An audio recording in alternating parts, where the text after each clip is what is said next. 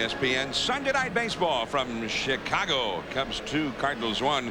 As we go to the last of the fifth inning, a beautiful look here at sunset, dusk.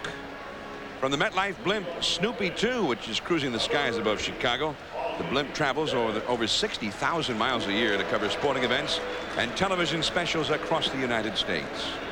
We're glad to have them as a part of Sunday Night Baseball tonight. Here come the Cubs. Ozzie Timmons hit a triple his first time and scored a run. Facing Danny Jackson, a slider down and in for ball one. Now, Ozzie Timmons, in the last 7 games he has started, has gone 12 for 23 with 7 extra base hits in that time. But in the midst of that hot streak, they traded for Luis Gonzalez. High in the air to right center, but again against the wind. Easy play for Jordan, and Timmons is out number 1. Gonzalez not playing tonight with the left-hander in there. Although, Joe, I mean, as he did at Houston, Jim Riggleman said that Gonzalez will often play against left-handers, but he does want to keep Timmons out there whenever he can because he does think he's a real prospect. We're in the 5th inning, and that's only the 2nd fly ball hit into the outfield by the Cubs tonight. Just look at Gonzalez, and that is more reason to know that Danny Jackson is throwing a good sinker tonight. He's keeping the ball down. Scott Service hit a sacrifice fly, driving the 2nd Cubs run. That was back in the 2nd inning. It's the run that has them ahead right now, 2-1 over the Cardinals. That is the first pitch in this ball game that has been called a ball for high by Danny Jackson, which may tell you something else, that we're getting late in the ball game and he may start to struggle a little bit. I mean, late in the game for him because he hasn't pitched much this year. Because he had not thrown a pitch that was out of the strike zone high until the 2nd pitch here to Service here in the 5th inning. 3-0 the count to Service. Bullinger, the pitcher, is on deck. He pours that fastball in there. 3-1. I found a tie-in, by the way. The new movie, Apollo 13. I figured you would. Our old friend Tom Hanks plays Jim Lovell in the movie, the famous astronaut. And of course, Hanks, a former commentator on ESPN Sunday Night Baseball. Service draws a walk. In fact, a former partner of mine, Joe. Right. Back when we had a 3-man booth. 1 out, 1 on. Coming up now on Wednesday Night Baseball, the red-hot Hideo Nomo, the story in the National League right now. Nomo and the Dodgers. Nomo in his last 6 starts, 6-0, a .89 ERA, 60 strikeouts. In fact, in his last 4 starts, 50 strikeouts, something that Sandy Koufax never did in 4 consecutive starts. There goes the runner, and Bullinger hits a high drive to left, deep down the line into the corner and in amongst the spectators. Foul ball.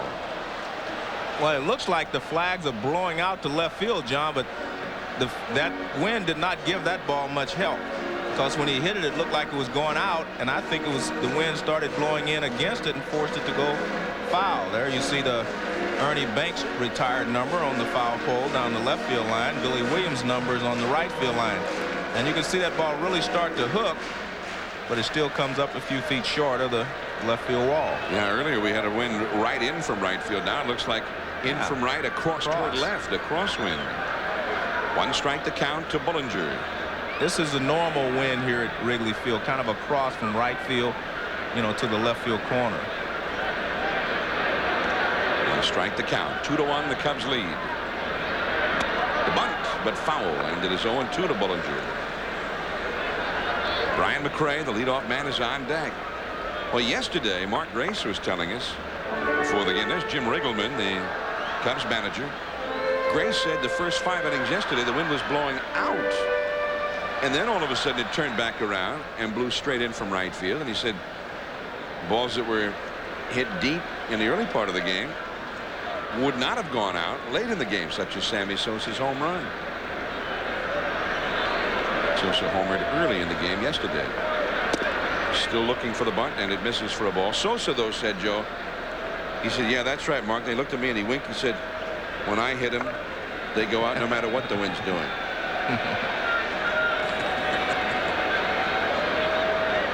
He's starting to remind me of you, Joe, a little bit.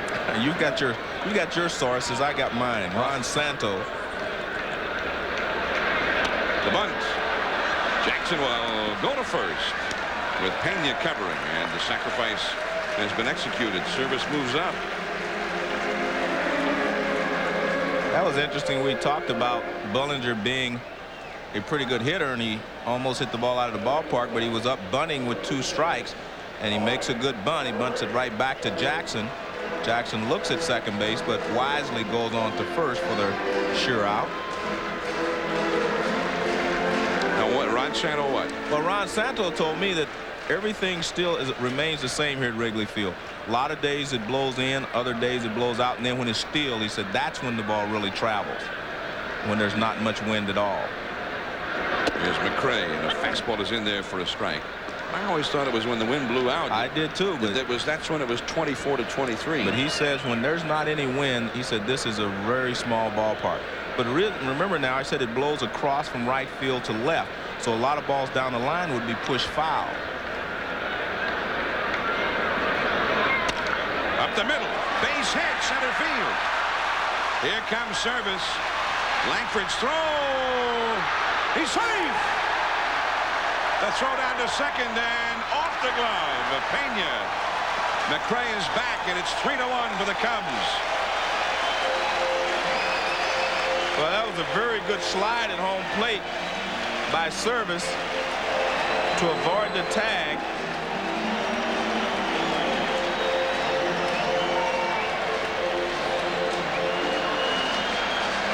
We'll take a look. Service is not flying around third base, as you could see. A good throw to the plate by Langford, a little bit offline, but you can see he did avoid the tag. But the question is, does he touch the plate? Now watch, he will avoid the tag. Yes, he gets the corner of the plate. Just a beautiful slide there by Service. Watch this. He just gets the first base corner of the plate. Just a great slide, because the throw actually beat him, but just a great slide there by Service. Ray Sanchez fouls one straight back. And you don't expect that from catchers. I mean, that was a great slide. One of the great sliders among guys who didn't have a lot of speed, I always thought, was Willie McCovey, one of your fellows. The big fella. I mean, he had a great hook slide. Yeah. Well, when he could start his hook toward the dugout and still touch the plate. He had the long legs. Willie Mack. See, I like to talk about, you know, your buddies up there. Yeah. Baseball's Olympus. Yeah. Willie Mack. Cooperstown. You're going to be going up there soon. Yeah, pretty soon. Looking forward to it. Mike Schmidt and Richie Ashburn going in together, 2 ex-Phillies. 1-1 to Sanchez. Runner at second. A single and a run batted in from McRae.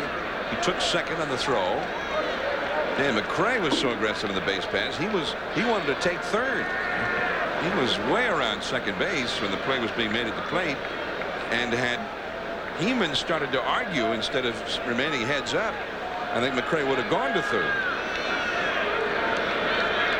2-1 the count. 3-1 the score. Right to third.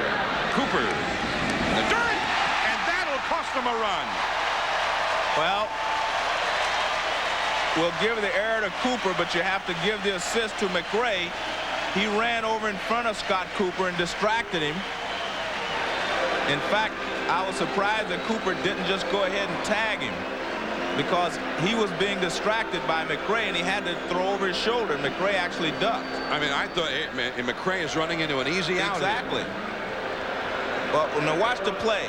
Now watch McRae time this. Now watch, he runs right in front of him, trying to distract him. Good play, good base running play there by McRae. See, Cooper doesn't know he's coming, and now he sees him out of the corner of his eye. And I think that's why he bounced that ball at first base. So McRae scores on the error. Sanchez to second. It is 4-1. Now here is Mark Grace, and just great savvy kind of playing by Brian McRae there. That's a veteran kind of a play. 14th error of the year by Scott Cooper. We've often talked about, you know, bloodlines and the players, and his father, Hal McRae, was an excellent hard-nosed base runner, smart player, and I'm sure, you know, Brian was around watching his father play, One of those great Kansas City Royals teams with George Brett and a lot of other great aggressive base runners. Drilled into the right field corner. Headed for the wall. Sanchez scores the 33rd double of the year for the Major League doubles leader, Mark Grace, and it is 5-1 Cubs. Of course, these two runs aren't Danny Jackson's fault. But again, watch this pitch is up. This is the second pitch this inning that's up. See, that pitch is up. That fastball is up. And Mark Grace just rips it down into the corner. So even though the error has put him in this position, Danny Jackson all of a sudden, in my opinion, is starting to tire a little bit because he has not thrown a pitch up in the strike zone until we got to the 5th inning. But you see what Mark Grace has done. He leads the National League in runs and doubles by 12 over Ray Langford.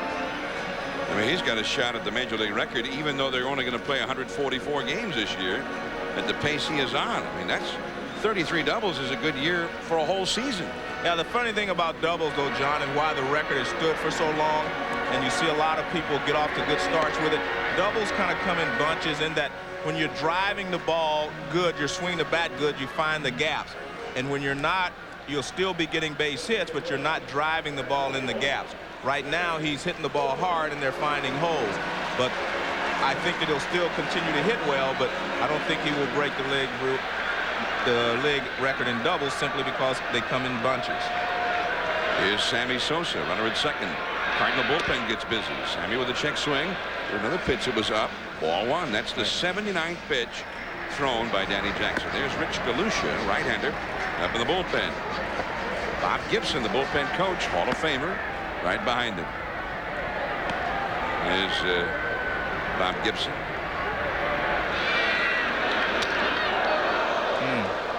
And Jackson is flirting with real danger here because he is getting the ball up. And Sosa, as we saw Mark Grace do, can really drive the ball when you get it up right there. I mean, he is lucky that that ball stayed in the ballpark. In fact, he hit a ball just about a couple inches lower than that into the right field seats yesterday for a 3-run homer. He had better get the ball down. 1-1 to Sosa. Up again. 1-2. Well, Sosa's probably saying to himself, how could I miss those two pitches, as he takes a little walk. And you see him really attack this ball, and he's not trying to hit a single to right field with that swing. 1 ball and 2 strikes. He's trying to hit one of those big flies. Yeah, the real big fly. 1 and 2 strikes to Sosa. He's 0 for 2 in the game. The right field. Jordan, and that is the inning. But 3 big runs for the Cubs, 2 of them unearned. Cubs 5, Cardinals 1 as we head to the 6th. Sail away, you can fly. From across the seas, Beck's, the #1 imported German beer. If you don't replace your air and oil filters regularly, you might as well drive your car off a cliff, because dirt can really mess up an engine. Fram Extra Life air filters and Fram Extra Guard oil filters keep out dirt best to protect your engine. Fram, America's #1 premium brand. Pay a little now or a lot later. Get a $2 rebate on Fram air filters at participating retailers. You're beautiful. You're everything I ever wanted. If you love your car, what you put on it should be more than just a wax. New Zymol Natural Liquid Auto Polish protects your finish with beeswax and shines with rare Brazilian carnauba. Safe, naturally derived ingredients, so pure, powerful, perfect. Oh, so beautiful. New Zymol Natural Liquid Auto Polish. Have you explored your world lately? Morgen ga ik in de stille oceaan midden tussen de walvissen zwemmen. Yesterday I climbed an ancient pyramid. Viajé a un reino prohibido. In 63 countries, in a world of ways. The Discovery Channel. Explore your world. I run a small business. Wilderness Air in Kodiak, Alaska. We provide some of the best salmon fishing in the world. One of the things that Pete likes about my mailbox, etc., is the fact that we provide copy service, packaging and shipping. I'm not in the shipping business. I'm in the adventure business. And it's particularly mailbox services. John, check my mailbox. Is that prop in yet? If he's not flying, he's not making money. I've brought John 60, 65-pound king salmon. They're more like this. No, they're this thick. Depend on mailboxes, etc. It's not what we do, it's how we do it. 5-1, Cubs ahead. John, I think the big play in this ball game so far was a base running play by McRae. Now, see, he's slowed up right here, but he's going to run right in front of Scott Cooper right here. Now, watch, right there, you could see that he was distracted by McRae, and that led to a couple of more runs. Let's take a look at it. See, right here, he's going to throw, but he has to throw over McRae, who's coming in, and right in front of him. That is a difficult play, but you have to give McRae credit for making a smart play, and I think Cooper was just distracted by him. He didn't know that he was going to run in his sight, and then all of a sudden he's there. Brian Jordan, the hitter, 1 ball, 1 strike. Brian McRae. And that's why Jim Riggleman, his manager, is so high on him. He says, I mean, this guy comes and he's a thinking man's player. He plays hard. He's in the lineup every single day. They're afraid right now that he might get. Well, he's going to get suspended. Suspended for an argument. And being honest with you, rightfully so. You cannot bump an umpire. It doesn't matter what the situation or what happens. You can't bump an umpire. And he did, so he's going to get suspended, I'm sure. But, you know, Jim said he also brings a lot of energy to the field. You know, that's the key. He brings energy, and his teammates feed off of that energy. Popped up. Mark Grace. And that's out number 1 in the 6th inning. We're talking about an incident here Friday in the ball game where the Cubs were trying to come from behind late in the game. Brian Gorman is the plate umpire, and here's the play. He didn't like that call. Well, actually, there were 2 calls, John. The pitch before, the first pitch he called a strike, McRae said was out of the strike zone, but you can see that he did bump him. But the first pitch was out of the strike zone. Then he didn't argue, he said, but the second pitch, he said, you're taking the bat out of my hand, and it kind of went from there. Well, not nobody on. Here's Ray Langford. Now, as a team leader, right, I think he's got to learn from that and say, hey, he can't let stuff like that happen. He's too important a player to get kicked out in a tight game or to risk a suspension. Well, he was very apologetic after it happened, but you can't lose your cool before it happens. And, you know, it's unfortunate, but again, it doesn't matter. You can't, you know, bump the umpire or anything like that. And I think that he probably will get suspended. I shouldn't say he will for sure because I'm not the league president, or I'm not going to view it in that context that they will, you know, put it under the microscope. But it appeared to me that he bumped the umpire, and if you did, then you're going to get suspended. And Jim Riggleman was trying to put it in a different light. You know how in Washington they put a spin on things? The politicians. Yeah, the Democrats say something, and the Republicans put a different spin on it, right? Yeah, he put a different spin on it, and maybe he's right. I'm not going to say that I'm correct because I wasn't here. I'm only viewing the film, but Jim Riggleman was here. And like you say, he's going to put a little different spin on it. He's going to say he didn't bump him, and he's going to say they were just going jaw to jaw. And he said this is the difference between bumping and just getting close to the guy to try to make your point. Yeah, he was just making his point. Yeah. That's all. Yeah. And Brian Gorman stepped, you know, where he was moving to. Up the middle, base hit for Langford. He had struck out 2 straight times, but he gets the hit here. And that is the 7th hit of the game already for the Cardinals, but they have only 1 run. Well, Ray Langford has a lot of ability. This pitch is out over the plate. Good line drive stroke right back through the middle. And, you know, he has had some good years in St. Louis. And unfortunately, when things go bad, you know, sometimes hitting is contagious. And a lot of the players have struggled, and he has struggled along with them. Although he is starting to swing the bat a little better now. Brian Jordan has been the only one that's been pretty much consistent, although he had a good start and then he had a slow middle, and he's starting to swing the bat well again now. Strike 1 to Scott Cooper is grounded to short and flying to right center.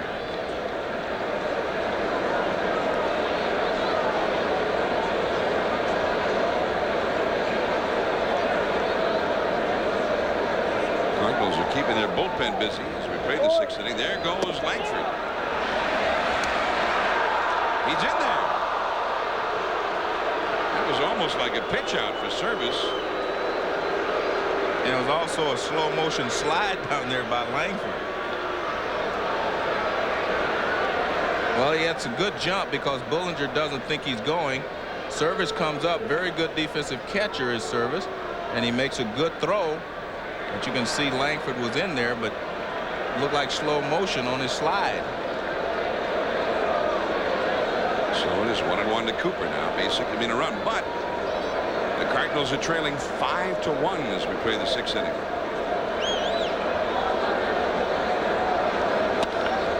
Up the middle, base hit for Cooper. And the stolen base now turns into a run. Cooper gets his 26th RBI. Langford in to score after his 15th steal. And it is 5-2. Now yesterday the Cubs were ahead 6-2 in this ballpark. And the Cardinals came storming back, and eventually they went ahead 7-6 by the 7th inning. And it was a stolen base by Sosa that put himself in the position to score the winning run yesterday.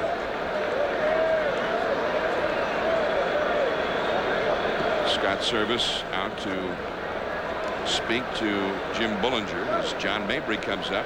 So Scott Cooper, after the wild throw, cost his club a couple of runs, gets one of them back here with the base hit over the middle. Mabry delivered a run with a 2-out single in the 4th inning. He's 2 for 2 with a run batted in. 5-2 the score, and both bullpens are going to get busy now. There's a strike to Mabry. There's Mike Walker up in the Cubs bullpen. There's the pant legs up high in the old style. And there is Rich DeLucia still up in the Cardinals bullpen. We might have seen the last of Andy Jackson. He's up over 80 pitches. Oh, hit him. No? Did he? He missed him. I can't believe it. He can't either. I guess he made such a loud noise, I thought it got him. Well, we'll take a look at the pitch. It's a fastball in. Good job by Mabry to avoid being hit. He turns away just in time after the ball went under his right elbow. I don't know, Joe. Should he have taken one for the club? Well, he probably thinks not on the elbow. 1-1. Jim Riggleman looking a bit concerned now. Hard slider, but Mabry lays off. 2-1 the count. One thing to remember, if it does become a battle of the bullpens, the Cardinals bullpen is #1 in earned run average in the National League, so they may have the best of that duel if it becomes a battle of the bullpens. The Cubs have a great closer, Randy Myers, but their middle relievers have really been struggling. 2-2. He foul tipped that one. Now Langford is soaking the middle finger in his left hand, his throwing hand. Well, John, what happens when you dive into bases and you go head first, you reach out with your fingers? A lot of times you can injure your fingers when you do that, and I'm sure that's what happened to Ray Langford when he stole second base. That was one of the reasons I always advocated going in feet first instead of diving in with a stolen base. Well, we'll take a look at Langford as he dives into second base. His fingers are outstretched, and his finger could have hit the bag and jammed it. Could have jammed his fingers when he hit the bag, which appears to be what happened. There's Gene Gieselman, the trainer. 3-2. Cooper at first, 1 out. Grace is not on the bag with him. Cooper is not running, though. That's a foul off the foot of Mabry, and that hurts. 3-2 the count. Interesting. Why not send Cooper there when the first baseman not even holding him, Joe? Well, I'm sure they're aware that Cooper's not a speedy base runner, and Mabry is not either. So I guess they feel like if he strikes out, he's going to get thrown out. But they also have to think that if it's a ground ball, it's a double play. So good point. Mabry has struck out 19 times in 129 at bats. So a lot of managers do not want to risk take chances when you're down in the ball game. And they're down by 3. Cooper is running now. And that one is fouled again. Oh, Mabry hit the first one off his calf, as we saw in the replay, and I don't know where that one got him. Well, I think that may be why they put the runner in motion. They said he can't run if he hits it on the ground. Man, he's beating himself up here. Well, this one gets his right shin.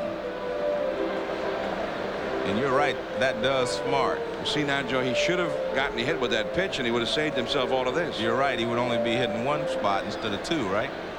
Now he's got a sore calf and a sore shin. He would have only had a sore elbow.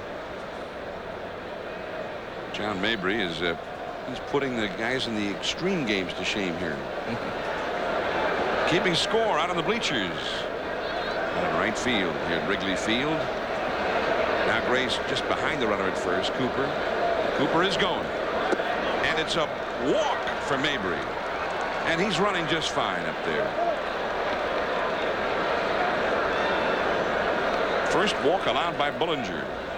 And now Tripp Cromer comes up, and he is the possible tying run. He's got 5 home runs in his previous 181 at bats.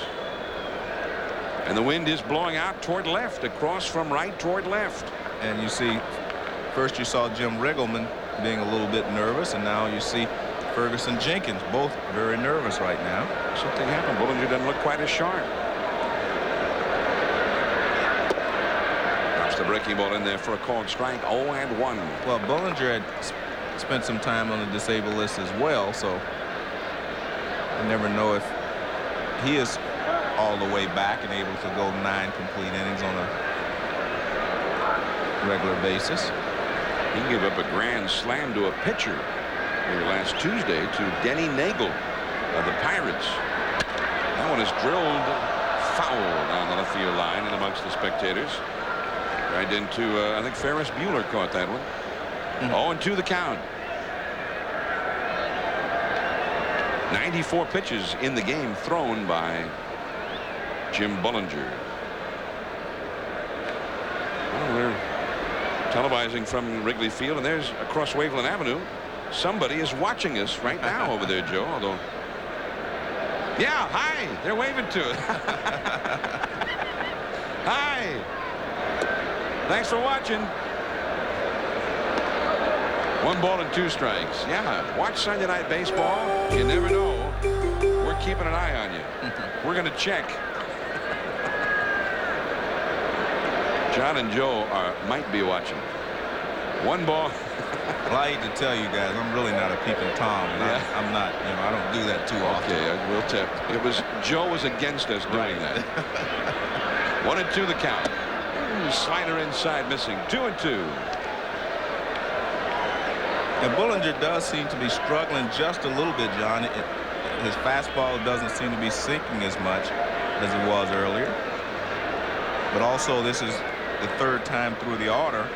So these hitters have seen Bullinger a couple of times in this ball game.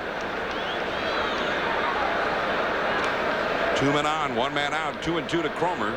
He is 0 for 2 in the game. And he just did manage to fight off that slider. That was a pretty good looking slider from Bullinger. Cromer has flied to right and grounded to short. Fergie Jenkins pacing around in the dugout. That's unusual. You'd have to think that if you're the pitching coach, usually when a guy like Fergie, who was in control, knew what pitch he wanted to make in all these situations. Now as a pitching coach, you just wonder if they have the same idea. You try to school them before the game, but you really can't help them a lot on a pitch-to-pitch basis during the game. And the slider again, and again he got a piece of it.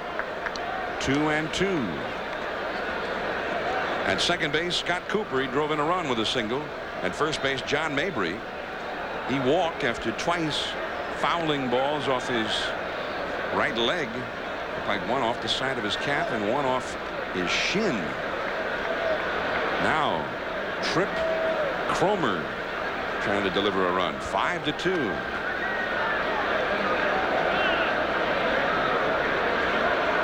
Crowd at Wrigley rather pensive, and now the catcher Service is going to go talk to Bullinger, and Sean Dunstan's going to also join in on the discussion.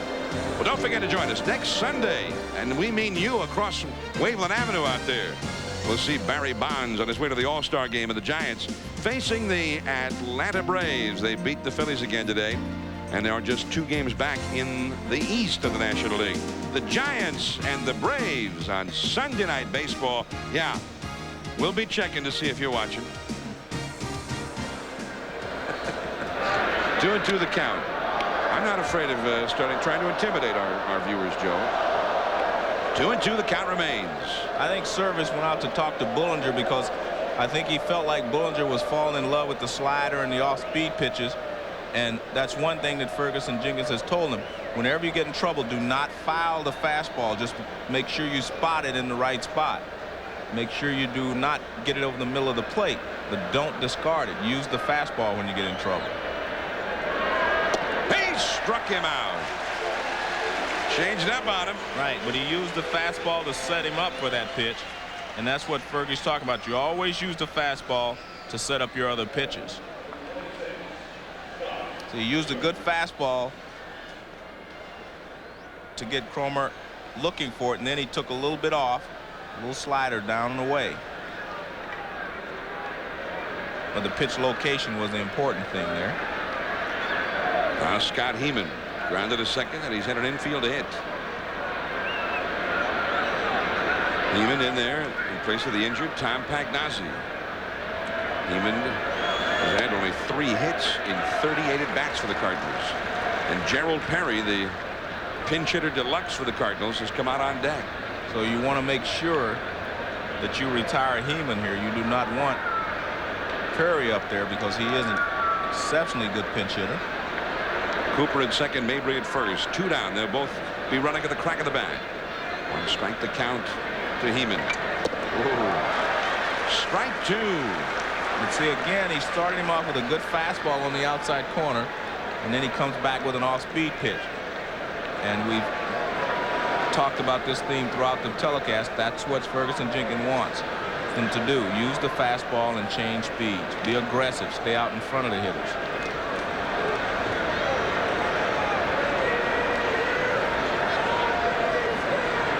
Two strikes to count. He missed badly with that slider. 1 ball, 2 strikes now.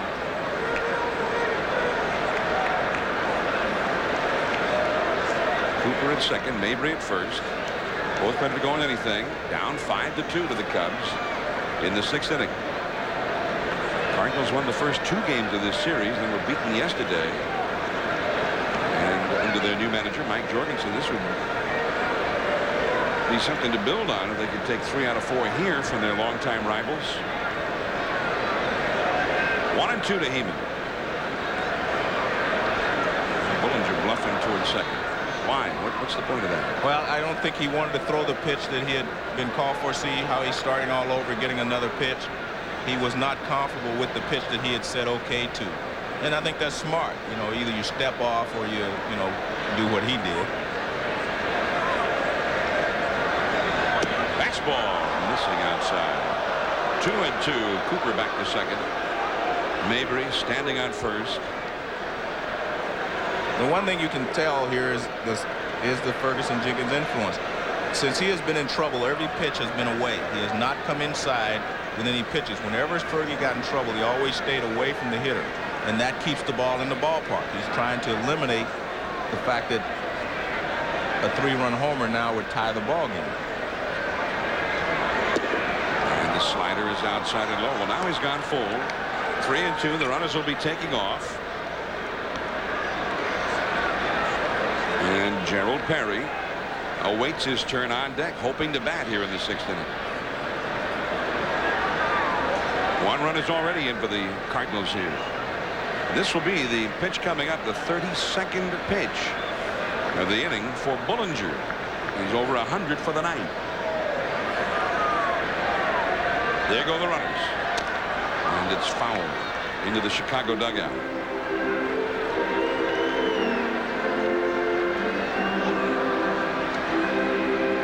If you're Bullinger, you really just want to make sure you throw a strike and keep the ball down.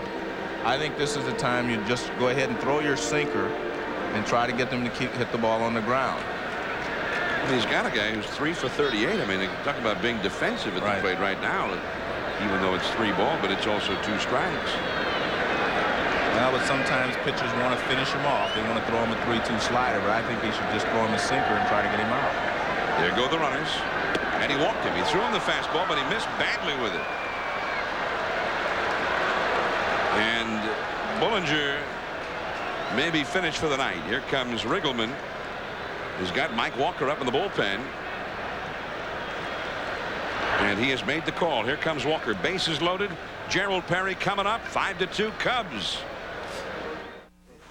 Over 1 million people each week walk into AutoZone, and taking care of them means having what they need when they need it.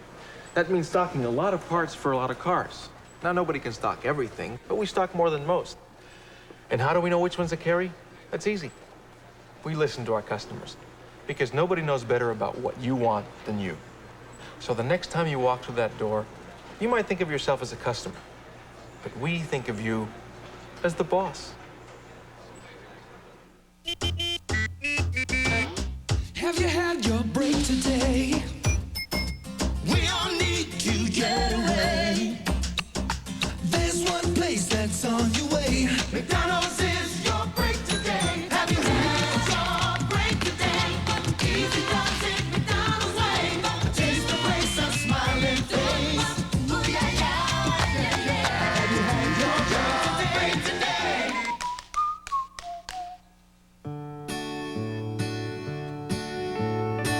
Wrangler jeans have always been worn by cowboys. But nowadays, even horses wear them. Wrangler, real, comfortable jeans. Wrangler, the perfect jean for your 10-year-old son. And your 10-year-old husband. Wrangler, real, comfortable jeans. A car engine has as little as 1/1000th of an inch of motor oil protecting its parts. But friction and heat can make motor oil become volatile and vaporize, weakening it. Gerald Perry ready to stand in. Bases loaded. 2 down. Mike Walker on to pitch. Top of the 6th inning. A strike called over the outside corner. And Walker comes in. He doesn't throw a fastball down the middle. He starts him off with a backdoor slider, and he was able to throw a strike with it. Anytime a pitcher comes in, the first pitch is the most important pitch with the bases loaded. All the runners ready to go on anything, with 2 down. Sinker is low. 1 ball, 1 strike. The runners, as Perry tries to pick him up, there is Cooper at 3rd. Mabry at 2nd. And Heeman over at 1st, a possible tying run. 1 run is already in. Perry batting for Danny Jackson here in the 6th. And he walks away now. Perry has struggled a little bit this year. You see Bullinger back in the dugout now. He just could not get that final out here in the 6th inning. And now he's just hoping that the bullpen will be able to hold up and keep him ahead. That is caught by Dunston at shortstop. The side is retired. Man, he really smoked it.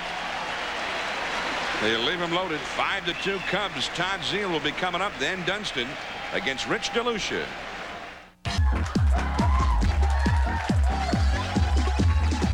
Don't take a chance. Don't lose it. Don't take a chance. Don't lose it. Don't take a chance. Don't lose it. Don't take a chance. Yo, dog, I'm out. It ain't fly to drive high, man. Hey, don't worry. He'll be all right. I'm all right. I'm not gonna lose it again. You know I'm still dealing with Billy's memory. Hey, maybe we're all to blame. Yeah, maybe. If you drink and drive, you lose it. Don't take a chance. Don't lose it. Showtime invites you to catch all the excitement. Uncut and commercial free.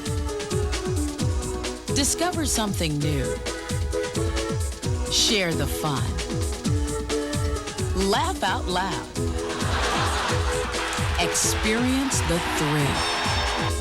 Get more of what you want to see. Only on Showtime.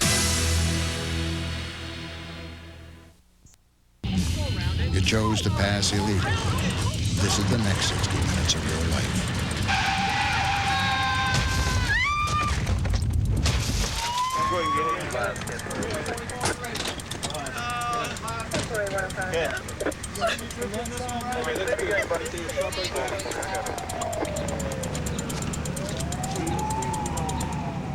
Kentucky's roads can be highways or dieways. The choice is yours. Center. The Golden Bear makes a run at the U.S. Open. The Rocks try to reclaim the top spot in the NL West. We'll tell you who's an all-star and who's not an all-star. Keith Olbermann for Dan Patrick. Join us tonight on SportsCenter following the game.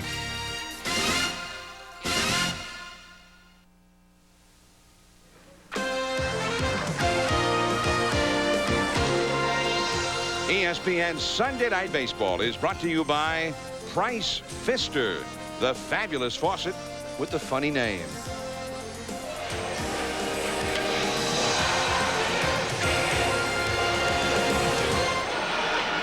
And that's the view of Wrigley Field tonight. ESPN Sunday Night Baseball bringing you the Cubs and Cardinals. That's the view from the MetLife blimp. Snoopy 2 providing aerial coverage of the ball game.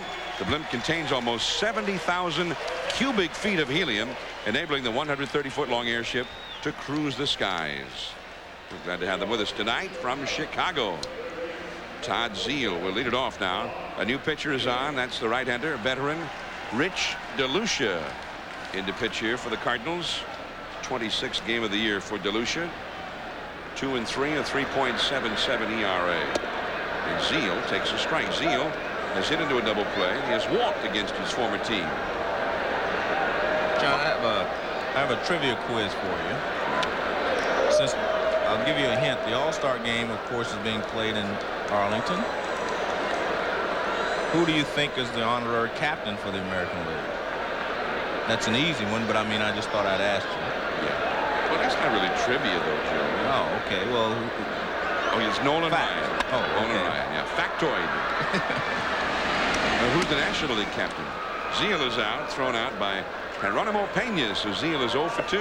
Well, he also played for Texas, and that would be Ferguson Jenkins. Yeah. So 2 pitchers, honorary captains of the All-Star team. I mean, this year. where do you think that trade ranks in Cubs history? They traded Fergie Jenkins for Bill Madlock. But then Fergie went over there to Texas his first year there. He was 25-12. And for the first time, Texas actually became a contender. They went from being a last place club to actually threatening the Oakland Athletics that year, led by Fergie. And of course, Bill Madlock. Madlock won a couple of batting championships here for the Cubs. I mean, they had no complaints about what Matlock did. Yeah. But they might have given up on Fergie a little too soon. Fergie had the same record that year, 1974, as did Catfish Hunter. They both went 25-12, and Catfish won the Cy Young Award. And both of them were phenomenal down the stretch with their teams trying to stay at the top.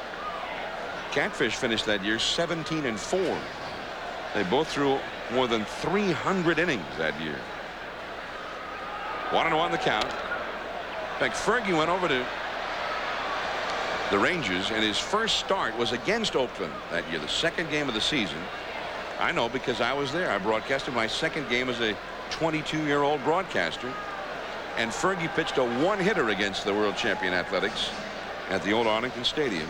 The one hit was a bunt single by Campy Campaneris. And his catcher that night in his first game in the big leagues, Jim Sundberg. It was a night to remember. Sean Dunston to short, and Cromer throws him out. 2 men gone in the 6th, and now for an update, here's Larry Beal. Thanks, John. The White Sox and Royals. 5-5 game in the 10th. Tim Raines is on at third. Billy Brewer on the mound. Oh, wild pitch. Gets away from Brent Maine. Here comes Raines. Throw to the plate. Can't be handled. Sox win 6-5. Back to Chicago, J&J.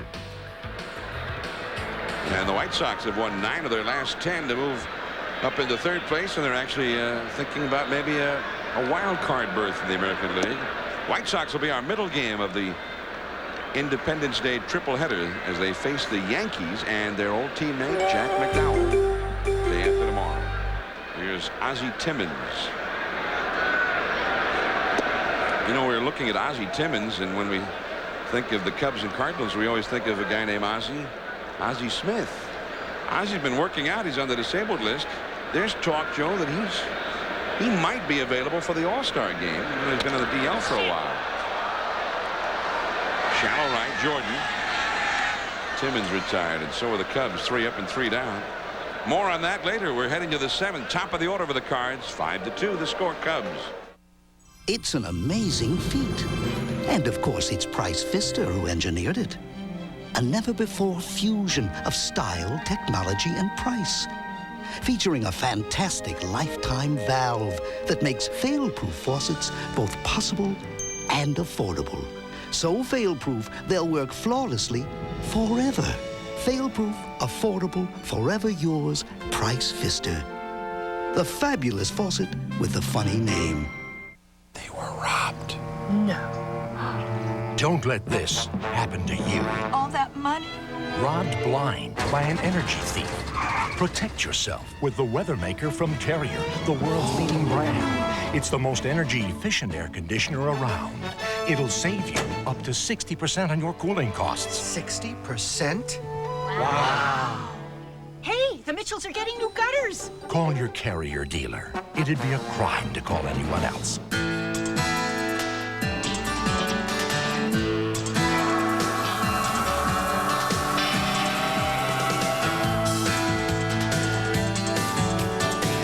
Even at 101 years of age, we here at Kelly Springfield like to keep active. Although occasionally, we have to stop and catch your breath. Kelly Springfield, America's oldest tire company. I'm John Miller along with Joe Morgan. Sunday Night Baseball from Chicago. They named the All-Star teams today. Ozzie Smith's on that. And, of course, he's on the disabled list, Joe. But there's talking about the fact that Ozzie's working out and he just might be able to be healthy enough to play the All-Star game. Well, I know it's important for Ozzie to make an appearance in the All-Star game if he possibly can, so he probably is working out, trying to get ready for the All-Star game. Hey, that's why we watch the All-Star game, to see guys like him. Yeah. Here are the starters for the National League All-Stars. These, of course, were elected by the fans. Fred McGriff, Craig Biggio, Ozzie, Matt Williams won't be able to make it. Barry Bonds, Lenny Dykstra, Tony Gwynn in the outfield, and Mike Piazza.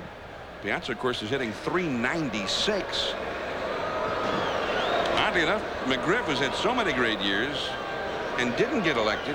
Right, you're right. Gets elected this year, and he's not having a very good year. Well, he's not having the great year that he's had in the past. In fact, Eric Karros of the Dodgers is playing very, very well. But it's interesting that, as you say, McGriff gets elected to start for the first time. Mike Walker in relief of Jim Bullinger, and he's going to 2-0 to Geronimo Pena as we start the 7th inning. Mark Grace will be in that All-Star team. He will back up Fred McGriff. And, of course, Sammy Sosa will be on that team in the outfield. And one thing you have to remember last year is that Freddie McGriff hit the home run to tie the ball game and send it into extra innings. Hit a home run in the 9th inning off of Lee Smith. 3-0 the count. And ball 4. That was quite a game last year, that All-Star Yes, it game. was a great game. For the American League, Frank Thomas, Carlos Baerga, Cal Ripken, Wade Boggs. And then Ken Griffey will not be able to play. Kirby Puckett, Albert Bell, and Ivan Rodriguez. Those are the starters for the American League. By the way, Ken Griffey, I'm hearing good things about his rehab. He might be available as early as August 15th. Yeah, and that's great, especially for the Mariners, who have hung tough in his absence. They played very, very well, thanks to Edgar Martinez and some of the other players on that ball club. Martinez has driven in a lot of runs, hit some home runs. He's played exceptionally well. Edgar leading the American League at .368, second in RBIs behind Mark McGwire. Fergie Jenkins out to talk to Mike Walker. The bullpen is busy. Mike Perez, a right-hander, warming up. There he is, number 47, former Cardinal. Nobody out, runner at first, and Terry Bradshaw coming up. Speaking of McGwire, we've got to mention it because it happened in the West Coast Friday night and didn't make a lot of papers back east or even here in the Midwest. But something extraordinary happened in the Bay Area in terms of baseball Friday night on both sides of the Bay. This could be 2. We get 1. Dunston will only get the 1. just couldn't hold on to the ball as he started to make the throws. So they get the lead man, Pena, at second from Sanchez to Dunston, and Bradshaw reaches at first base. Well, Sanchez took this play a little differently. Watch, he fields it off to the side, wheels. He couldn't get out of his glove. Dunston's thrown off a little bit, but he couldn't handle it after he took it out of his glove. Should have been a double play. They just did not complete it. 1 out, 1 on, and the batter will be Brian Jordan. The third baseman Zeal goes over to talk to Walker. Maybe stalling for time as they try to get Mike Perez ready in the bullpen. But going back to Friday in the Bay Area, in San Francisco, 9th inning, Padres and Giants. Padres ahead 6-4, and Barry Bonds hits a 3-run homer, his second homer of the game, and they win the game 7-6. 20 minutes later, across the bay in Oakland, Lee Smith on the mound. Angels ahead 5-4 over the Athletics, and Mark McGwire hits a grand slam, and Oakland wins. An astonishing turn of events in the Bay Area. We got a double switch coming with Perez coming in, and we'll be back. Many sports cars pack a great deal of power.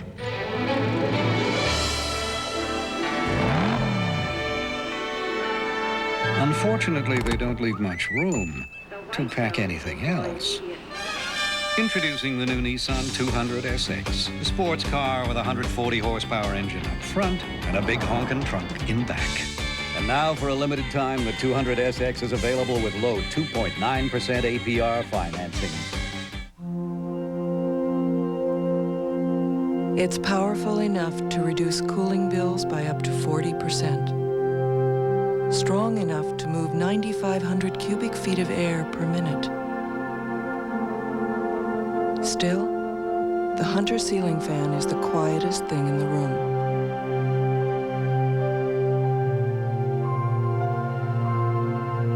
Hunter, quiet for life. You probably think paint is paint. Well, one place has highly trained people who go to great lengths to answer any question, big or small. Expert color matching from the palest peach to the deepest pine green. And over 2,000 stores, so one's right in your neighborhood. Sherwin-Williams. And you thought it was just a can of paint. Hey, there's only one paint like ours and only one place to get it. Sherwin-Williams. Save over 20% on A100 flat house paint during our Star-Spangled Celebration. In Floyd's Knobs, Indiana, people drive from miles around just to see Don Ballard. Because when it comes to car repair, well, there's not much he can't fix. You see, Don's the type of guy who believes that doing a job right and saving money go hand in hand. So he begins each job with a trip to AutoZone. Sure, it's back to action here at Wrigley Field. The first pitch to Brian Jordan from Mike Perez, the former Cardinal, and it misses. Ball 1. Perez pitching well for the Cubs this year. They're very happy with his work, although his record is only 1-4. A new left fielder, Scott Bullitt, comes on. He'll hit 9th with Perez hitting in Timmons' number 7 spot. Fouled back by Jordan. He is 1 for 3 in the game with a steal and a run scored. The Cubs lead 5-2. Top of the 7th, 1 out, Bradshaw at first. Jim Riggleman, former Padres manager, first year as the manager of the Chicago Cubs. He's hoping for a better July than they experienced in the month of June. They were 9-20 in June. Fastball, strike 2 call. Perez really has some good pop on that fastball. Easy motion, and the ball just jumps to the plate. At one time, they thought he might be the closer in St. Louis. They had Lee Smith, and Perez was so effective as a setup man for Big Lee that they let Smith go, and then they thought Perez was going to be the heir apparent, but then it didn't work out. He didn't pitch well after that. Nice pickup by the catcher, Scott Service. 2-2. Now, one of the reasons that the Cubs made the trade with Houston to get Service and Gonzalez is that Service is an excellent defensive catcher, throws well, works the pitchers well. And the Astros, of course, wanted Wilkins for his bat. They needed a little more power.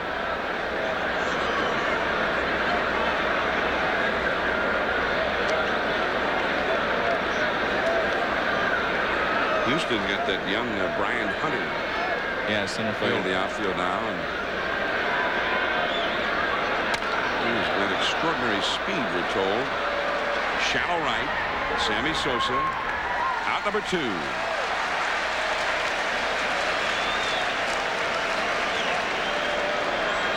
Jordan is 1 for 4, and that leaves it to Ray Langford, the cleanup hitter.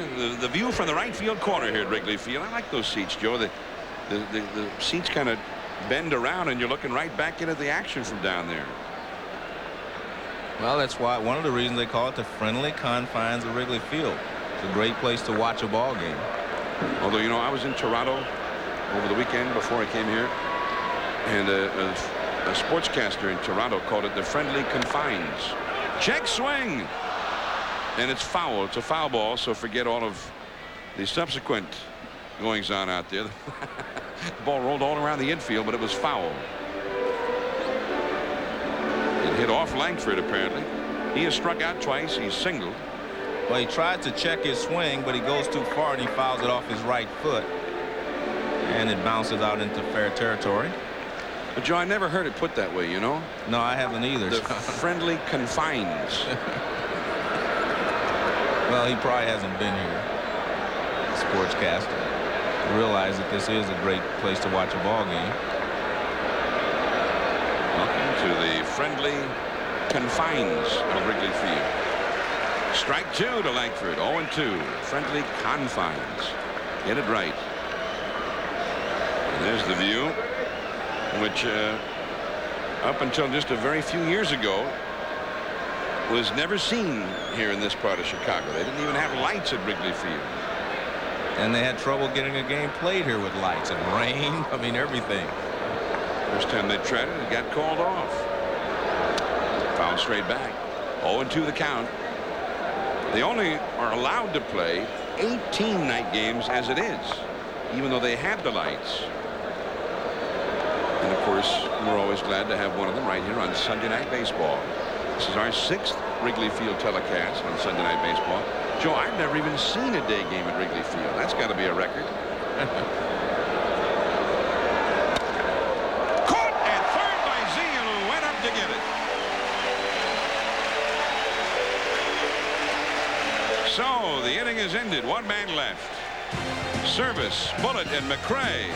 7th inning stretch time at Wrigley Field. 5-2 the Cubs ahead.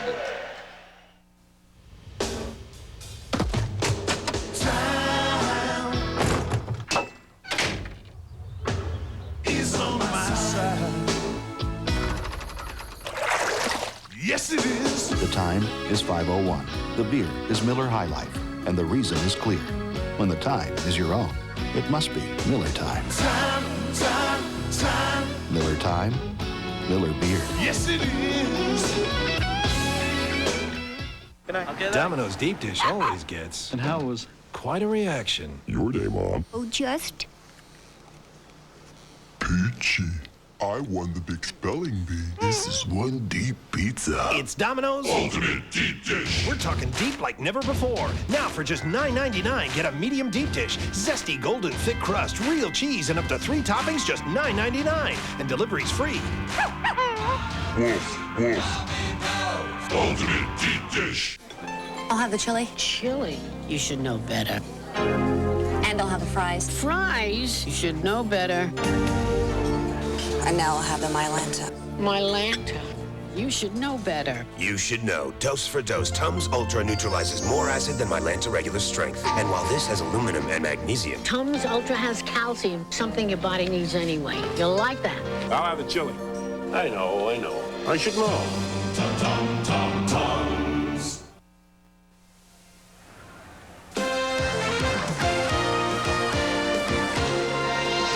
ESPN Sunday Night Baseball is brought to you by Domino's Pizza. When it's got to be deep, it's got to be Domino's Ultimate Deep Dish Pizza. And by calcium-rich Tums. Tums helps wipe out heartburn and gives you calcium.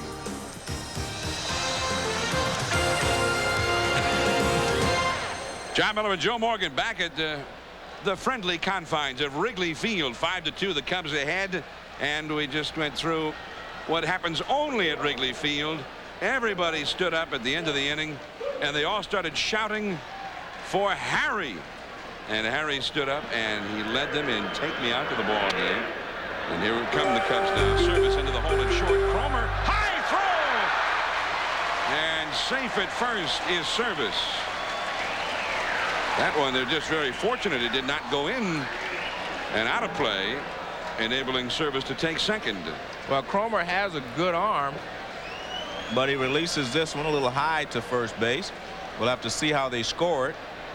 So he has time to make the play, but his throw takes off and it's too high and it's over the head. You see he has Service out by a long ways, but he throws the ball away. Throw, it looked like a punt. He had hang time on that one, Joe. Well, we're going to give him an error. I'm going to give him 40 yards with no return. Here's Scott Bullitt looking to bunt, hitting in the 9th spot, up for the first time in the game. 227 average, 1 homer, 9 runs batted in. He does have 3 triples. 5-2, the Cubs ahead. We're in the last of the 7th inning.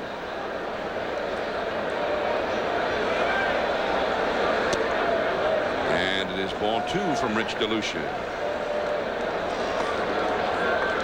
Cardinals have some activity in their bullpen as we play the last of the 7th inning. Service at first, held on the bag over there by Mabry.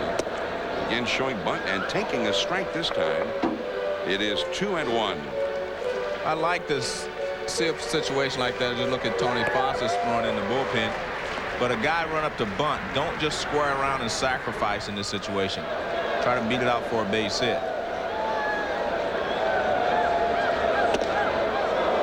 2-2.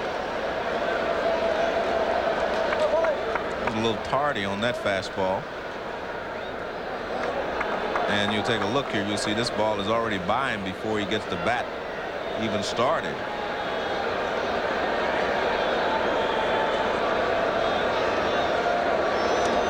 In the dirt, and it's a foul. Plate umpire Jerry Crawford made the call. That's interesting. You throw a fastball, the guy's almost a day late on it. So what do? You throw him a changeup. I mean, I don't quite understand that.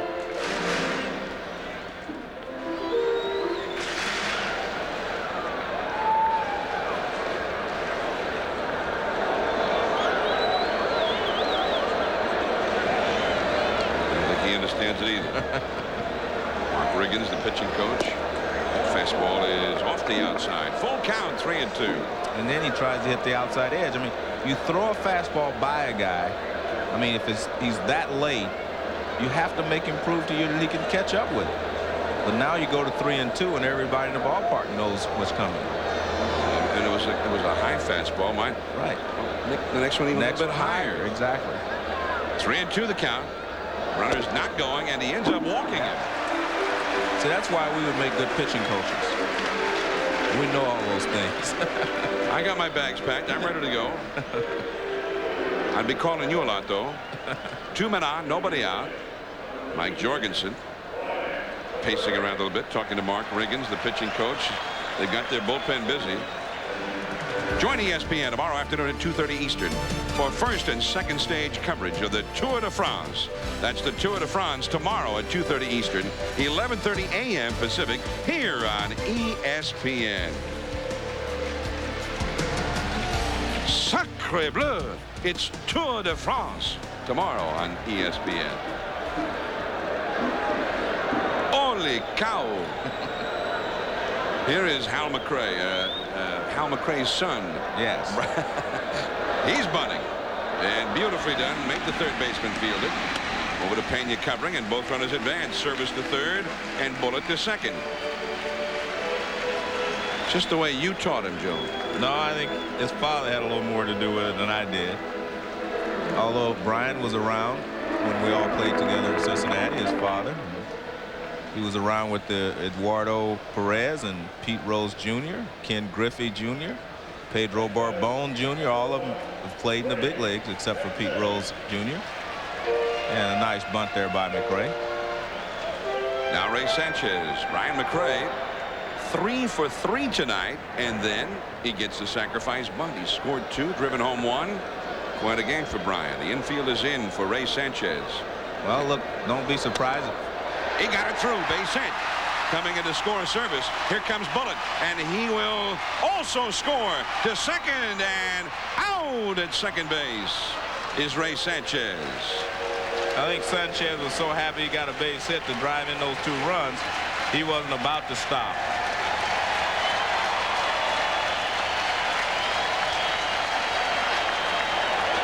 Seven to 2 now. The Cubs ahead on the 2-run single by Sanchez. Well, when you draw the infield in as the Cardinals were there, you see that's just a normal ground ball to shortstop.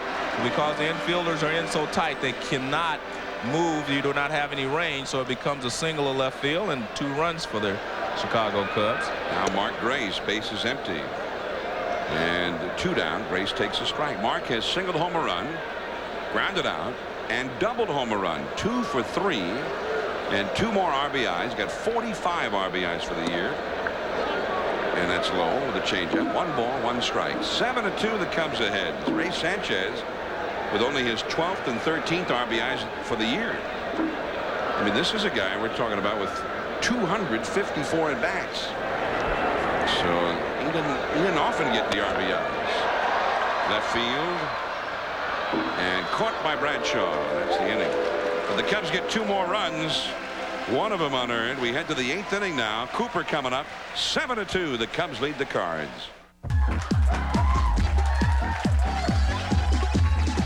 Don't take a chance. Don't lose it. Don't take a chance. Don't lose it. Don't take a chance. Don't lose it. Don't take a chance. Yo, dog, I'm out.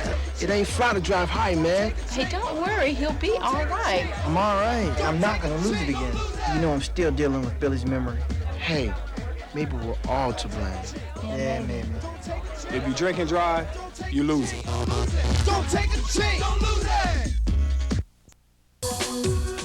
Showtime invites you to catch all the excitement. Uncut and commercial-free. Discover something new. Share the fun. Laugh out loud. Experience the thrill. Get more of what you want to see. Only on Showtime. You chose to pass illegal. This is the next 60 minutes of your life.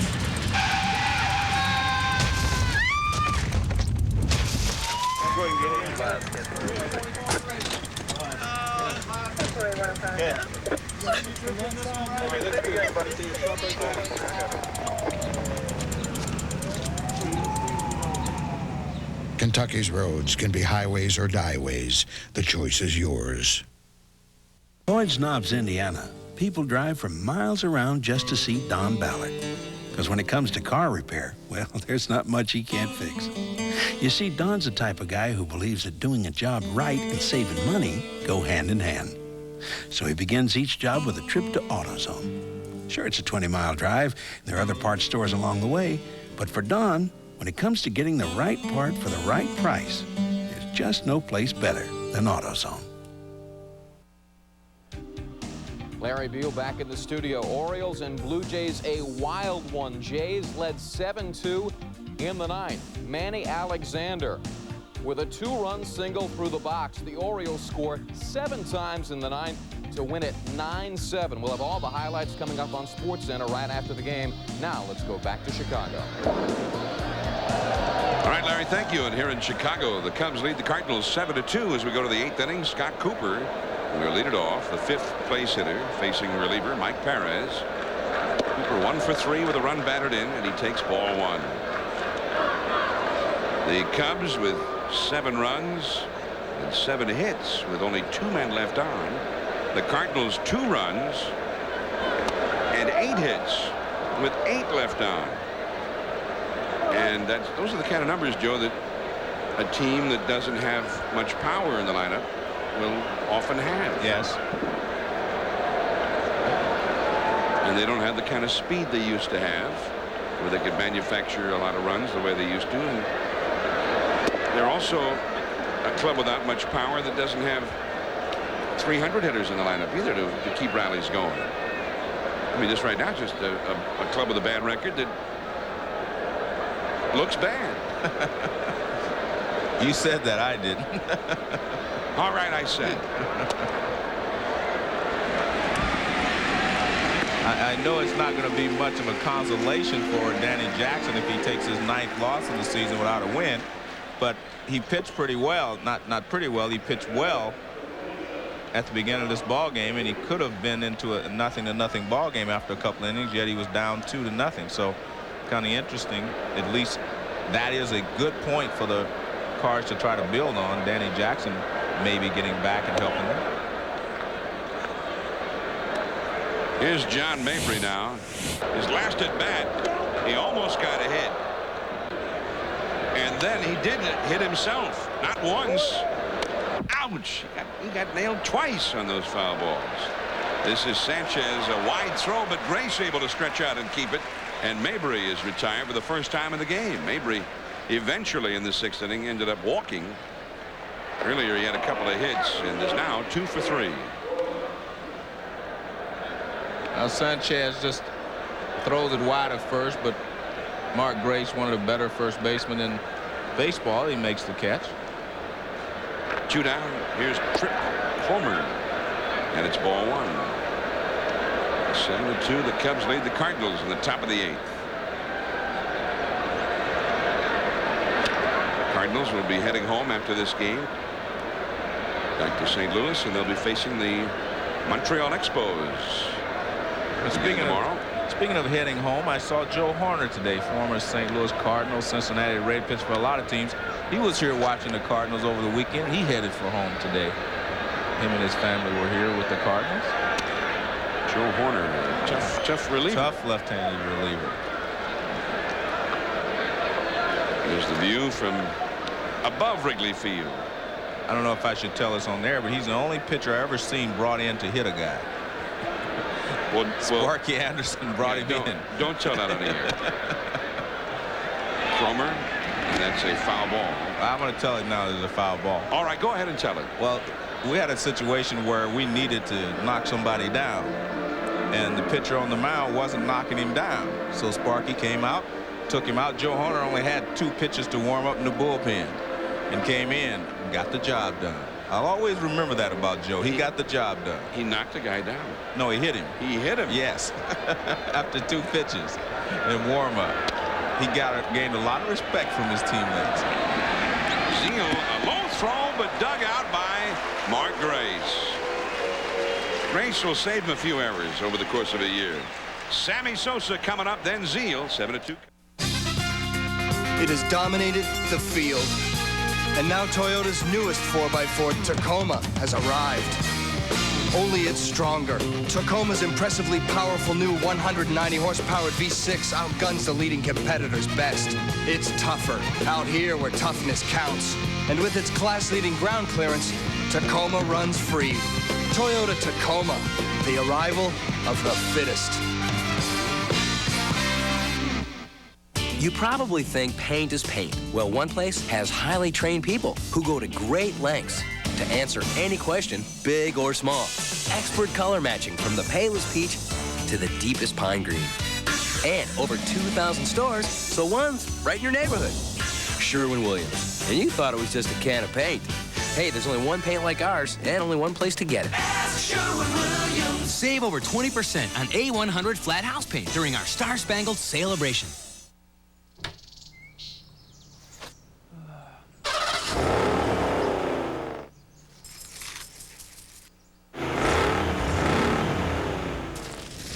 Surprise! You may have instantly won one of 15 all-new Chevrolet Monte Carlo! Or one of over 20,000 other great prizes! It's all part of the Victory Lap Instant Win Sweepstakes! Just look inside specially marked boxes of Kellogg's Cornflakes cereal to see if you've won! Come on into Fridays, and for only $1.99, you can get this one-of-a-kind TGI Friday collectible glass. And the glasses shown are actual size. You know, I hate that. The newest way you can cure athlete's foot is the way doctors cure it. with the same ingredient they've prescribed millions of times. It's new prescription strength Desonex. Nothing cures athlete's foot better. New prescription strength Desonex, the doctor's cure. Sunday night baseball from Wrigley Field. Cubs 7, the Cardinals 2 as we move to the last of the 8th inning. And Rene Arocha comes on to pitch now for the Cardinals. Right-hander from Cuba. And he'll face one of the newly named members of the National League All-Star team, Sammy Sosa. Sosa 0 for 3 tonight. Chases that low sinker and loops it foul into the upper deck off to the right. John, I mentioned earlier that Sammy Sosa has become one of the most exciting players in the league. In 1993, he hit over 30 home runs. He hit 33 to be exact and stole 36 bases, you know, to become a member of the 30-30 club, which is an exclusive club in baseball. So he has power and speed. He was on his way to doing it again last year before the strike. Swinging strike 2. 0-2 the count. Sosa ended up with 25 home runs last year. And then the strike hit. Also had 22 steals. Yeah. There you see his numbers for last year. 300 batting average as well, as you mentioned earlier. 2 strikes the count. And he struck him out. Nasty pitches there by Arocha. Sammy Sosa grew up in a very, very poor family in San Pedro de Macorís in the Dominican Republic. We talked about the effect that had on him and his ball-playing career. I always got in my mind that I had to make it because the only way I can help my family and my people is to get to the major league, to get to the point, you know what I'm saying, to play good, because when you play good, everything's going to be there. So that's what I got in mind right now. And, you know, thank God give me the opportunity, and I'm here. And, of course, he's going to be in Arlington, Texas as a member of the National League All-Star team. But I have another story to tell you. Yesterday, after the game, he stayed outside. He signed autographs for a half hour for a group of kids. And it's not part of the new Sammy Sosa policy that, you know, baseball has tried to institute with their players. I saw him do it last year, July 4th, when Chris Berman and I were here doing a ball game. We went outside before we left, and Sosa stood out there around his car with a bunch of kids and signed autographs that day for about a half hour. So he is very sincere in his relationship with the fans here in Wrigley Field and in Chicago. And although Sammy Sosa is only 26 years of age, keep in mind, he signed a contract and came to the United States to play when he was 16 years old.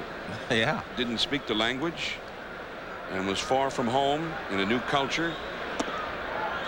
And it's been a long road and a difficult road for Sammy Sosa to reach the pinnacle that he is reaching now, becoming an all-star, becoming an outstanding big star in this game.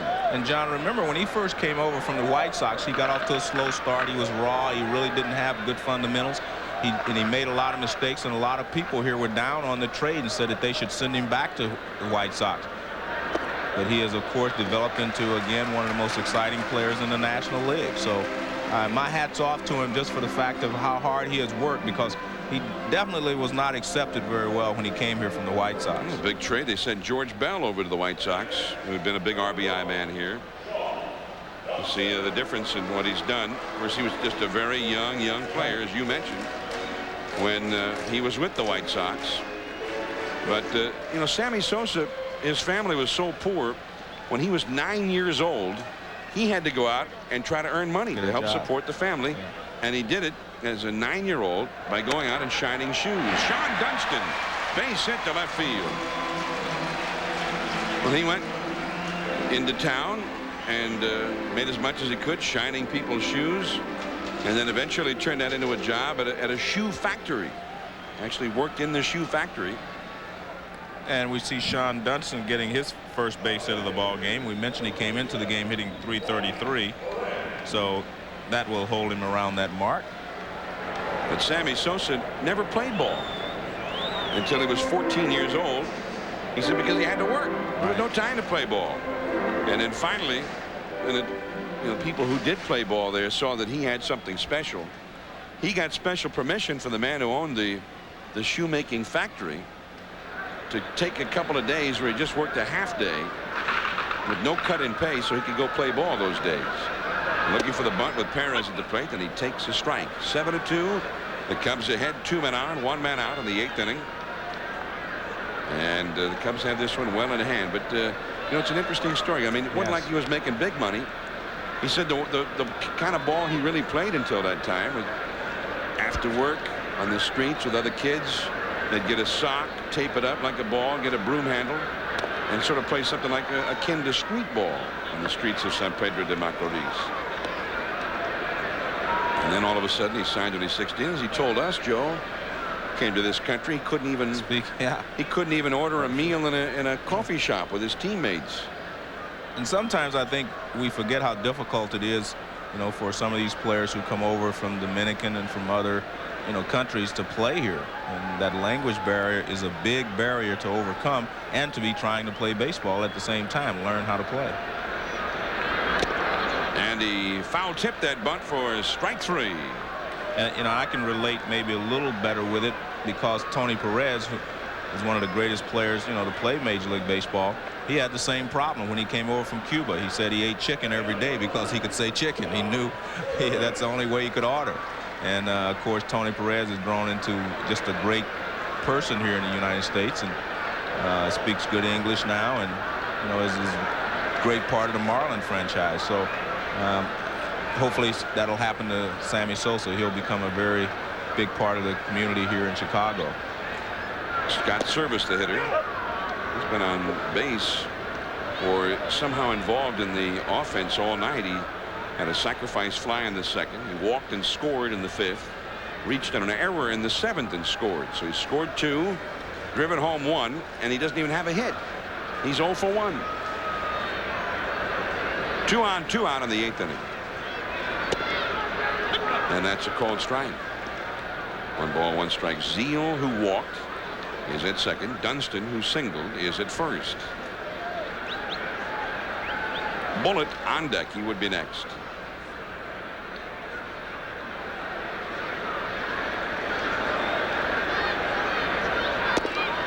Outside for a ball. 2-1. Next Sunday night we'll be in Atlanta. We'll get a first-hand look at Chipper Jones and Ryan Klesko and Fred McGriff and the Atlanta Braves. The Braves have just not put it all together yet, but they're still kind of lingering. Yeah, but you have to always be afraid of them because you know they can put it together. And the Phillies found that out this weekend at the vet. The Braves went in there, took 2 out of 3 from them.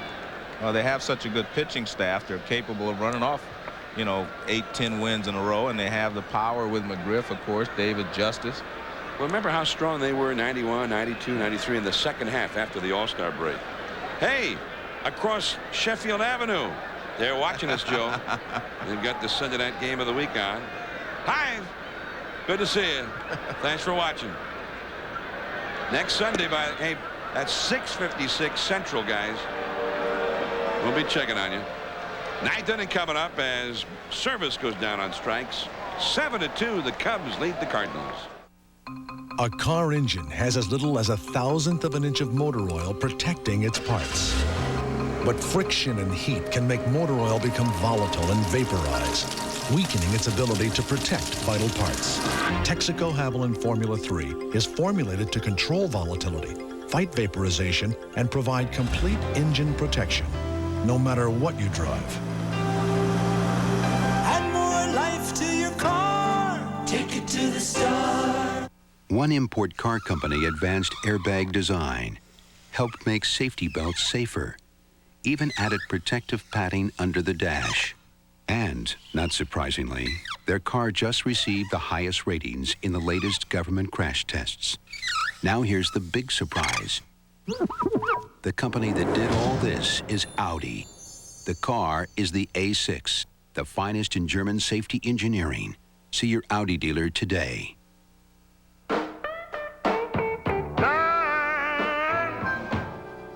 Is on my side, yes it is. Time is on my side. At 5:01, work time ends and Miller time begins. Because nothing finishes a day like a beer that always finishes smooth. Miller High Life, your time, Yes, it Miller is. time. you don't replace your air and oil filters regularly, you might as well drive your car off a cliff, because dirt can really mess up an engine. Fram Extra Life air filters and Fram Extra Guard oil filters keep out dirt best to protect your engine. Fram, America's #1 premium brand.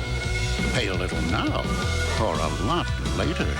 Get a $2 rebate on Fram air filters at participating retailers. Top of the ninth inning from Wrigley Field, Chicago. John Miller, Joe Morgan, ESPN Sunday Night Baseball on the 4th of July. A triple header. The Rangers and Indians from Jacobs Field at 1. The Yanks and the White Sox at 4. Jack McDowell pitches for New York. And then the Giants and the Reds, Barry Bonds and company against the red-hot Cincinnati Reds from Riverfront Stadium. Joe and I will be there for that one, and we hope you'll be able to join us. Baseball all day long on Independence Day 95 on ESPN. Scott Heeman, the hitter. Ramon Caraballo is on deck, and the Cardinals need 5 to stay alive. 7-2, the Cubs out in front. Mike Perez, the 3rd Cubs pitcher of the game, trying to wrap this one up. Ended his ball 2. By the way, we're talking about the Giants. Matt Williams out, and although he was elected to the All-Star team, and rightly so, Matt's getting quite a reputation among other players around baseball. There was a little item in one of the Chicago papers here a couple of days ago. That's a pop foul coming back and out of play. It is 2-2. It seems that Brian McRae at some kind of an auction, charity auction, bought a Matt Williams jersey to support the charity, but also because I guess he thought it was special. Matt Williams becoming that kind of a player. Well, the other day he brought the jersey to the ballpark, and Sean Dunston put it on, and he wore it before the game in the clubhouse. And when it came time to change into his Cubs uniform, in the right center deep, back goes Sosa. He's there now on the warning track.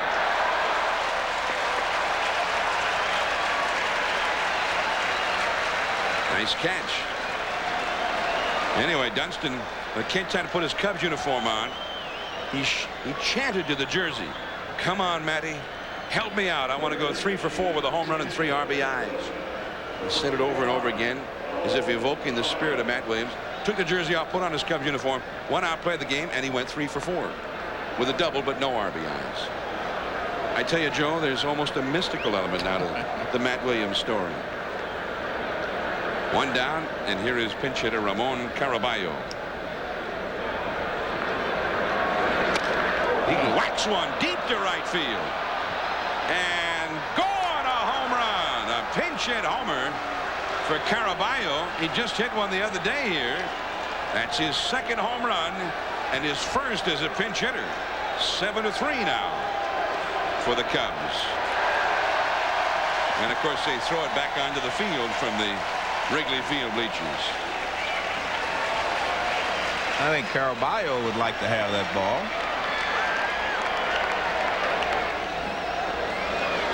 That was really smoked out of here. Right against the wind, too. Low fastball. Looked like it was even out of the strike zone. Well, maybe not. He just got short legs. But he hits it over the right field wall. And a strike call to Geronimo Pena. Caraballo was excited about it. Well, I mean, hey, you're happy if you send you up to pinch hit and you get the job done. Jorgensen sent him up to get on base, but he did better than that. He touched them all. And it's ball 1 to Pena. 1 for 3 with a walk. Caraballo Thursday in the game here hit his 1st home run. He hit it against Kevin Foster. Now he's got 2 in 27 at bats. 1-2 the count now.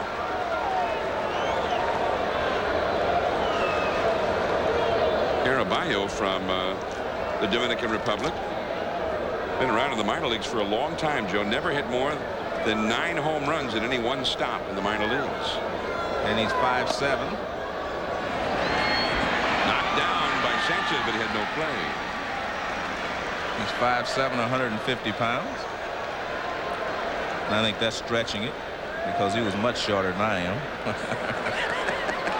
That's right. You can look like a giant standing next to him before the game. Now, right after the ball game, stay tuned. Sports Center coming up. Dan Patrick and Keith Olbermann with all of the great baseball comebacks today. It was a wild day in baseball today. Also, the U.S. Senior Open recap and a Sunday conversation with Joe Smith, the first pick of the NBA draft. And then right after Sports Center, baseball tonight. Stay tuned. And Randy Myers starts to throw in the Cubs bullpen. He's the ace. Pena with an infield hit. He's at first. Terry Bradshaw, 0 for 4, is the hitter. You know, you're talking about trivia earlier, Joe. I got a little trivia in the Chicago Sun-Times today. Eddie Gold answered a question about Lou Gehrig when he was in high school. As Riggleman comes out, actually got his first national attention right here in a high school championship game. He hit a 9th inning grand slam out onto Sheffield Avenue, and his team, the New York School of Commerce, beat Lane Tech 12-8. That was 1920 in this ballpark. And all of the newspapers spelled his name incorrectly. Were they using the juice ball then or what? In a high school game? Yeah. You don't think Lou had enough power to hit one out against a high school pitcher? I'm just wondering when the dead ball era came into play. Or... Well, that was before the war. Oh, okay. 1920, that was all over with. I don't know. I don't know about the high schools. Lou Gehrig, we hear a lot about Lou Gehrig nowadays because Cal Ripken is closing in on the consecutive game record. 2-1 the count to Bradshaw. And 3-1. Now the big hitters are coming up. You got Jordan on deck, and then Langford and Cooper. Cardinals are down 7-3, but that's why Myers is up in the bullpen, just in case. Riggleman does not want to let things get out of hand here.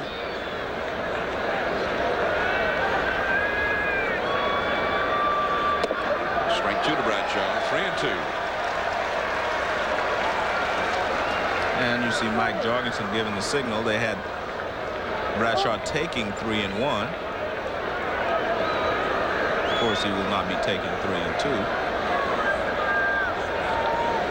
Pena at first, 1 out. Cutting across Zeal. He doesn't get it, and Dunston picks it up but has no play. Everybody is safe, and now a save situation under the rule book exists. Now, that was a tough play for Zeal, and an impossible play for Dunston, and we'll see the chopper off the bat of Bradshaw. Now watch, Zeal only has one choice, to try to short hop it. If he waits back for the big hop, he's not going to be able to make the play anyway, and it's a base hit for Bradshaw. So back-to-back infield hits. Randy Myers is coming on to face Jordan. We'll be back. I'd like to make a simple point about a gasoline additive called ProGuard. ProGuard's patented Tecron chemistry begins cleaning deposits not only from fuel injectors but throughout your engine's intake system for a noticeably smoother performance. To create the perfect home office, you need a printer, a scanner, a fax modem, a plain paper fax, a copier, and a telephone. Or the new